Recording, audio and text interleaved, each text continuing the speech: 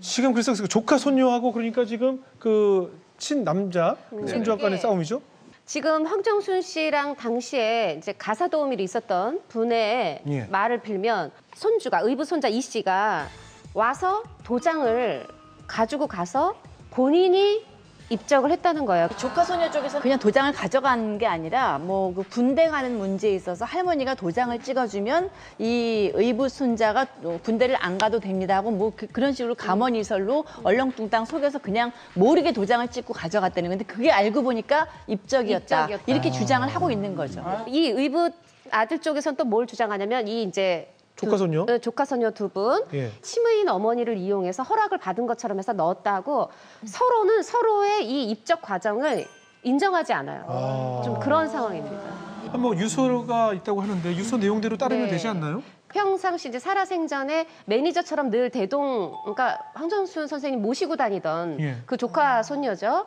그분이 이제 공개한 유서인데, 그러니까 아주 이렇게 거칠게 이제 말하자면 이제 친필로 써 있고. 친필이라고 그 조카 소녀가 얘기를 하는 거죠. 그리고 육성이 담긴 예. 그런 유언장인데 그 내용을 보면, 그러니까 이게 참 가슴이 아파요. 그러니까 뭐냐면은, 그러니까 나를 전체를 희생해서 너희들을 평생을 키워왔다. 그것으로 충분하니 내 어떤 재산을 한 푼도 줄 수 없다. 왜 인고하니? 나는 너희들을 이렇게 희생으로 키워왔는데 너희들은 나한테 1년에 용돈 한 번 주지 않았고 1년에 밥 한 두세 번 산 거. 그게 다하고 그래서 내가 심히 배신감을 느끼고 쓸쓸하다 이런 식으로 하면서 그러니까 너희들 써있지만 사실 이제 이 대상이 좀 의붓 아들 쪽으로 좀 집중이 돼 있고 그분 아들에 대한 서운함이 아주 묻어나 있습니다. 또 유언장에 의하면은 가장 한이 되는 것은 내가 너희들을 돌보느라고 정작 나의 친정 어머니는 돌보지 못한 것이 가장 한이 된다. 이런 또 배신감 표현을 하셨더라고요. 헌신을 하셨으면 그랬겠어요. 지금 조카 손녀 쪽이 유서를 갖고 있고 이거는 본인들의 유리한 내용으로 돼 있다고요. 근데 그 중에서 유서의 효력 요건 중에서 날짜가 반드시 명기가 돼 있어야 된다면서요. 아니, 날짜는 아직 밝히지 않고 있는데 밝히지 않은 걸로 네, 조카 손녀 쪽에서 밝히지 않는 게 이게 밝혀졌을 때 이 날짜에 맞춰서 뭔가 이제 의붓 아들 쪽에서 이거를 어떻게 또다시 말에 맞출 수 있기 때문에 밝히지 않는다라는 이런 입장인 것 같고요.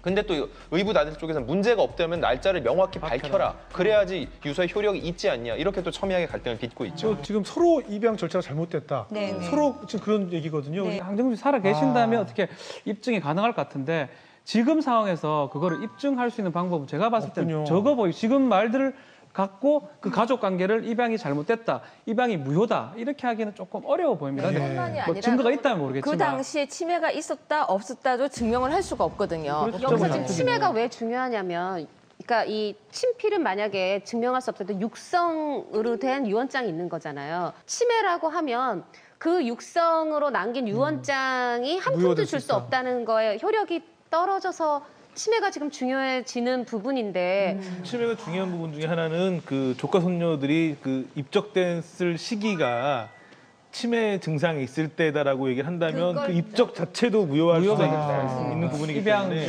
그래서 그 납치 감금이라고 주장했던 그 정신병원 치료 받았던 것도 아무래도 그쪽 주장에 의하면은 그 치매를 앓고 있었다. 그래서 병원에 입원됐었다라는 이런 작년에 왜 청룡영화제인가 왜 대종상. 대종상이었나요? 그 소감을 물어봤을 때 감사합니다, 고맙습니다, 감사합니다, 고맙습니다. 계속 이러시더라고요. 아주 정상은 아니고 아주 중증 치매도 아니고 그랬던 것 같아요. 이게 참 교묘하게요. 제가 이 의붓딸과 의붓 아들을 한꺼번에 제가 본 적이 있어요. 그러니까 2013년 9월 9일? 9월 그 정도예요. 그러니까 이분이 계셨던 병원 응급실로 들어오셨어요. 그날. 근데 분위기가 별로 안 좋아요. 남의 집 가정사니까 그렇죠. 끼어들 수가 없으니까 옆에 이렇게 서서 가만히 서 있었어요. 근데 할머니, 그러니까 그 황정순 선생님 말씀이 뭐라고 하시냐면 내가 노인이라고 나한테 그러지 마라 이러시는 거예요. 그래서 제가 이거 분위기가 이거 심상찮다 제가 느껴서 또 그럴 때는 거기서 또 역사적 장소에 계시네요. 잠시 또 관망을 계속하는 습성이 있잖아요. 저도 또 형사법을 한 사람으로서 그렇죠. 뭔가 이상하다고 계속 서서 이제 계속 보고 있었던 거예요. 근데 주장은 그거예요. 이쪽 아들 측에서는 할머니가 그러니까 황정순 선생님이 굉장히 지금 막 위중하다라고 표현을 하고 있는데 나는 그렇지 않다라고 말씀하신다는 제 느낌이에요. 그냥 저는 그게 2013년 정말 9월 중요한 정도라는 증인이 얘기죠. 한 분. 2013년 9월 9일 제 그게 좀 기억에는 굉장히 그날이 아마 그 문제의 그날을 맞나요? 보신 것 같은데요. 그 2010년 9월달에 이제 그 병원에 입원하는데 이제 그 조카 손녀 측의 주장은 정신병이 치매가 아니신데 그 이제 의붓 아들이 그래요? 그러니까 납치 감금을 한 거다 정신병원에 그렇게 주장을 하고 있고 결국 이제 그 경찰에서는 그냥 뭐 치료 받은 거라고 해가지고 무혐의 판결이 났고 네. 다시 이제 그 조카 손녀들 측에서는 재수사 요구를 하고 있는데 문제 그 정신병원 납치감금 사건이 2013년 9월이었으니까 아마 그 장면을 목격하신 것 같네요. 그리고 한 2주 정도 병원에 계셨던 것 같아요. 왜냐면은 한 또 며칠이 지났을 때 제가 또 우연히 봤었거든요. 봤는데 이제 이렇게 인사를 드리려고 했는데 그때는 이미 그 두 여자분이 계셨어요, 옆에. 남자분은 안 계시고요. 두 여자분이 예, 이렇게 모시고 이렇게 가는데 제 느낌에는 되게 다정하게 잘 대해준다. 저는 이제 누군지는 전혀 모르고 참 저 나이 많으신 분한테 저렇게 소중한 사람이 옆에 있어서 참 다행이다. 저는 그렇게까지 생각을 했었거든요. 그게 이제 제가 직접 목격한 모습이었어요. 아니 배에다 뭘 이렇게 넣고 다니셨다면서요? 너무 안타까워. 노년에 너무 안타깝고 또 쓸쓸하고 아픈 이야기가 그 얘기인 것 같아요. 네. 그럴 때 아장아장 그러신대요, 이렇게요. 왜 그랬더니 배가 이렇게 볼록 나와 있더라는 거예요. 그래서 네. 왜 배가 볼록 나와 있나 봤더니 여기다 요 안에다 집문서, 옛날 집사 때도 계약서고 열쇠 끊어미 뭐 이런 거. 그게 사람들을 못 믿는 옛날 그런 상황이 노인들, 생겼던 것 노인들이 다 같아요. 노인들 아픔이 있으셨던 것 같아요. 얼마나 불안하시면은 그러고 아니 근데 본인을 위해서 뭐 돈도 쓰는 법도 없었어요 그 어머니는 왜 그랬을까 왜 그렇게 살았을까 근데 그 돈을 이제 본인한테는 안 쓰셨는데 후배들한테 많이 써서 돈 없는 집 없는 후배들한테 장학금 전셋집도 주고. 얻어주고 또 생필품도 보내주고 많이 하셨다고 하고요. 계속 이렇게 기부 활동을 해오셨는데 익명 혹은 삼청동 사셨잖아요. 삼청동 할머니라고만 해서 계속 기부 활동을 하셨다는 거죠. 네. 아니 근데 지금 이렇게 분란이 생겼지만 사실 그 황정순 씨께서는 그 자신의 재산이 다른 데에 좋게 잘 쓰여지기를 원하셨다면서요. 그렇죠. 원래가 그러니까 뭐 자식이 미워서 한 푼 줄 수 없다. 물론 유서에 그 가슴 아픈 사연은 있지만, 그러니까 영화 재단이라든가 그런 식으로 재산 전체를 사회에 환원할 의사를 평상시에도 밝혀 오셨고요. 조카 소녀들도 그런 얘기를 했었고 네. 어머니가 그런 뜻을 가지고 계시다. 근데 저는 이제 더 안타까운 게 뭐 손자, 손녀, 뭐 며느리, 사위 다 합하면 19명의 대가족이라는 거예요. 아, 그래요? 근데 아무도. 그렇죠. 근데 말년에 홀로. 그렇게 강아지 2마리랑 사셨어야 했고 그렇게 70년 연기를 하시면서 이렇게 좋은 일을 많이 하고 사셨어도 노년에는 저는 그 유서를 썼을 심정을 생각해 보면 그러면서 그 집 삼청동 집을 뭐 박물관으로 좀 네. 만들고 싶다라는 뜻을 와. 평상시에 많이 밝혔다 그러더라고요. 근데 그 뭐 남긴 건 있을지 모르겠지만. 어떻게 양수영 변호사 보시기에 어떻습니까? 이런 유산 전쟁 어떻게 흘러갈까요? 대충 어떻습니까? 그러니까 지금 쟁점이 여러 가지인데 우선은 지금 현재 입양된 3사람이 아직은 무효가 되지 않았으니까 예. 3명이 이제 전부 다 상속권을 1대1대1로 해서 이제 3분의 1씩 있다고 보여지는데요.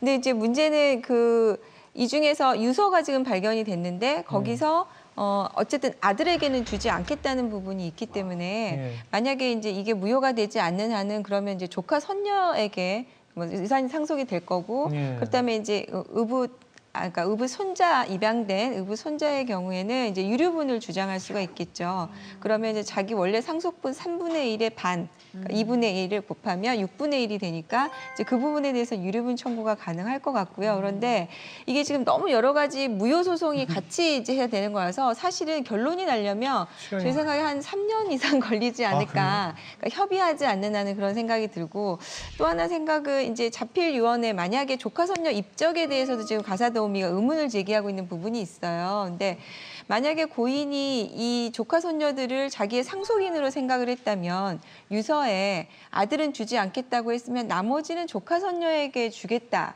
이게 들어갔을 것 같은데 왜 그게 들어가지 않았을까 하는 그런 의문점이 있고 그 가사도우미 증언에 의하면 기부를 하겠다고 평소에 준비를 하고 계셨다고 해요. 그러니까 거기까지 유언을 못 만들고 계셔서 그런데 이제 그런 부분이 쟁점이 여러 가지 의문이 드는 게 있어서 이 정말 앞으로 한 3, 4년 걸려야지 결론이 나지 않을까 그런 생각이. 근데 아까 그 얘기를 들어보니까 그 조카 손녀 네. 그 둘이 계속 같이 활동하셨으니까 안 썼을 거 아니에요. 단발머리 그때 둘이 단발머리가 예. 모시고 오고 모시고 가고 집에 가면 자리다 깔아서 니어질 수발을 다 제가 몇 년을 이렇게 봤어요. 예. 수발을. 근데 나는 그저 나가 보기에는 그저 조카딸들이 그 수발을 들었으니까 걔네들이 끝까지 오맹란 씨도 그날 인터뷰할 때 그러대. 조카들이 수고 많이 했다고, 조카 딸들이.